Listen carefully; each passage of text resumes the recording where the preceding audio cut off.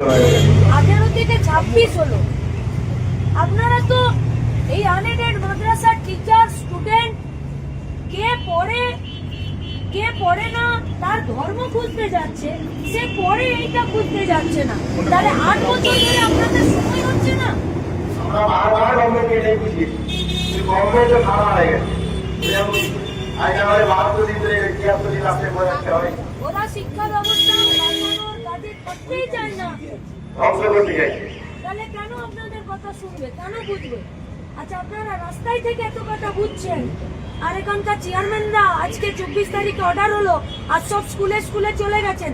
আপনাদের কাছে আমাদের আরো একটা কথা, এইটা দাবি আমাদেরকে দিয়েছেন, আপনাদেরকে দেখেছে তো কাগজপত্র নিয়ে, ফাইলপত্র নিয়ে, ফাইলের উপরে চেক লিস্ট বসান না, সেই চেক লিস্টের দাবিগুলোকে বসিয়ে ফাইলটা টেবিলে রাখুন, যে উপরের পাতাটা পড়ে তারপরে দ্বিতীয় পাতা। আজ 73 দিনে 73 দাবি করানো হয়েছে, 73 বার।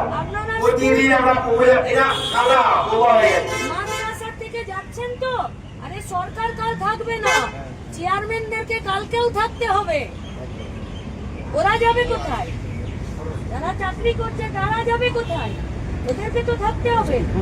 সরকার পলিটিক্যাল পার্টি নইলে তো চলে যাবে। আপনাদের কাগজের উপরে চেক লিস্ট হয় তো, আমি 1 নম্বরে এই দিলাম, 2 নম্বরে ওই দিলাম, 1 নম্বরে দাবি রাখুন, দাবি যে প্রথমটা পড়ুন, তারপরে দ্বিতীয় পাতায় যাবেন। আগে প্রথম দাবি করুন, দ্বিতীয় পাতায়। গভর্নমেন্ট আমাদেরকে সহায়তা করার জন্য আমরা যারা নেতৃত্ব আছি সবার মাদ্রাসাকে ডাকছে ভোটে। প্রত্যেকটা পলাশদাকে ডেকেছে, আমার আগে সোমবারে, ইজাবুল্লাহ আগে সোমবারে, আমাদের আর আগে নেতৃত্ব আগে গেছে ব্যাগপত্র আনতে, সব সোমবারে ডেকেছে। পলাশদার গতকাল যাবো, আমরা যাবো, গেলে কিছু দেখছে না, একটাই কথা বলছে যে আন্দোলনটা তুলুন। একটা কথা, কোনো ডকুমেন্ট দেখছে না আমাদের, শুধু খালি রিকোয়েস্ট করে জোড়হাত করে বলছে আন্দোলনটা তুলুন, এটা আমাদের বলার কথা। এর থেকে বোঝা যাচ্ছে যে ওরা দাবি এই এবং দায়িত্ব নেওয়ার জন্য ডাকছে না,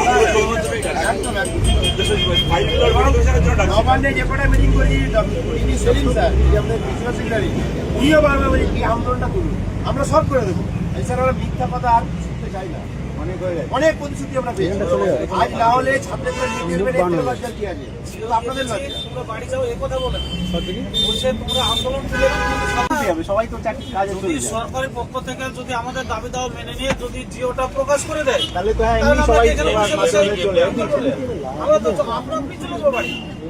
কিন্তু সরকার শুধুমাত্র এটা কি করছে যে আমাদেরকে ছত্রভঙ্গ করার চেষ্টা করছে এবং আমাদেরকে একটা ভাওতা দিয়ে প্রতারণা করে বলছে যে তোমরা চলে যাও, আমরা সব কি ভর্তা দেয়নি, আনএডেড মাদ্রাসাকে ভর্তা দিচ্ছে। ভোকেশনালদের যারা টিচাররা, অ্যাসিস্ট্যান্টরা যারা আছে তাদেরকে ভর্তা দিচ্ছে, সিভিল ডিফেন্সে যারা বসে আছে তাদেরকে ভর্তা দিচ্ছে। পেট ওই তো দিদিমণি একটা, আমরা যখন ইনসাফ যাত্রায় হাঁটছিলাম তখন ওনার একটা নির্দিষ্ট দিন আন্দোলন পেরোনোর পরে একজন দিদিমণি নিজের মাথা চুল করে নেড়া হয়ে যায়। কাকে দিচ্ছে না ভাওতা?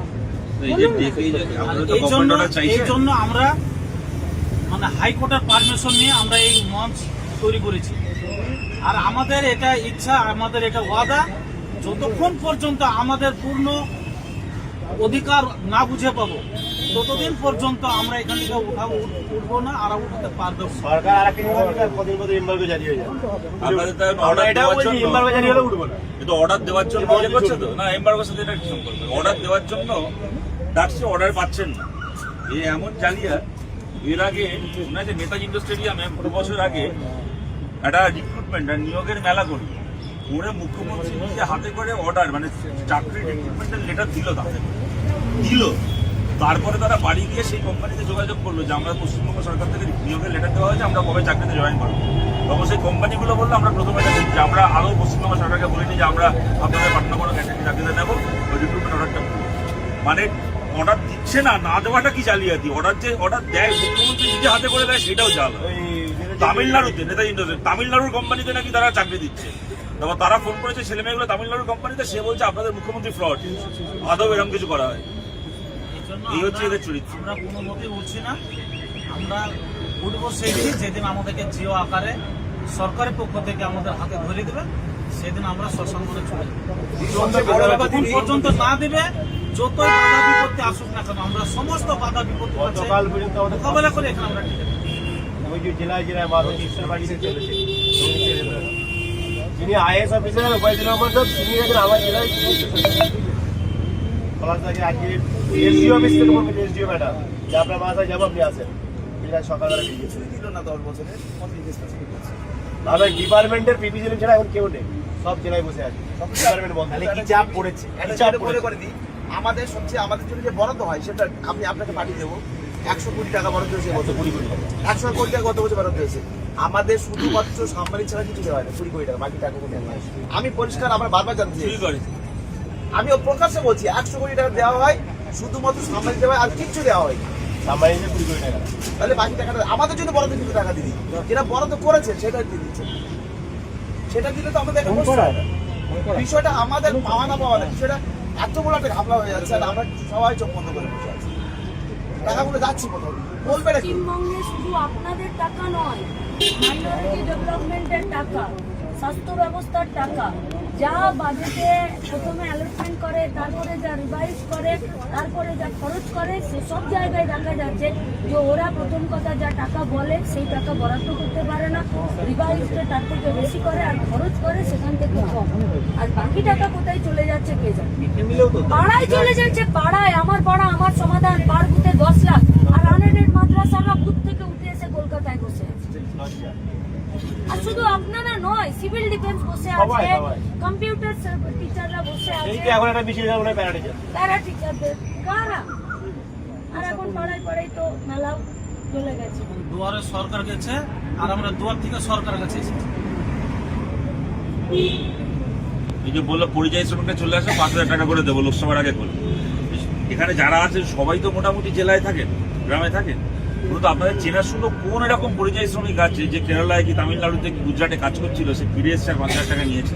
টাকাটা উঠে যাচ্ছে, কিন্তু টাকাটা উঠে যাচ্ছে, এটাই বলা। টাকাটা উঠে কিন্তু টাকাটা তৃণমূল কংগ্রেসের যে পাড়ার যে ওদের লোকগুলো আছে, জীবনে কোনোদিন স্টেশনে গিয়ে ট্রেন দেখেনি, জীবনে ট্রেনে উঠে বসে ছেড়ে দিক, স্টেশনে গিয়ে ট্রেন দেখেনি চোখে, তার নাম পরিযায়ী শ্রমিক হিসেবে লিস্টেড হয়ে তার নামে 5,000 টাকা উঠে যাচ্ছে। জীবনে কোনোদিন ট্রেন ধরে হয়তো কলকাতা আসেনি, সে তার অন্য রাজ্যে কাজ করতে যাওয়া তো পরের কথা, তার নামে টাকা উঠে যাচ্ছে, কোটি কোটি টাকা গোটা রাজ্যে। লড়াইটা খুব কঠিন, কিন্তু জেতাটা অসম্ভব নয়। জিতে যাবই যদি টিকে থেকে যায়। যদি 21 সালেও আপনি আমাদের সঙ্গে ছিলেন, সেদিন আমরা জিও নিয়ে এখান থেকে উঠেছি, আজকেও কথা দিচ্ছি জিও ছাড়া কেউ উঠতে পারে। তখনও আপনি আমার সঙ্গে ছিলেন, এখনো আছেন, আমি জানি, এবং এটা আমি ওয়াদা করছি, মানে ওয়াদা, কারোর ক্ষমতা নেই জিও ছাড়া আমাদের চলতে না।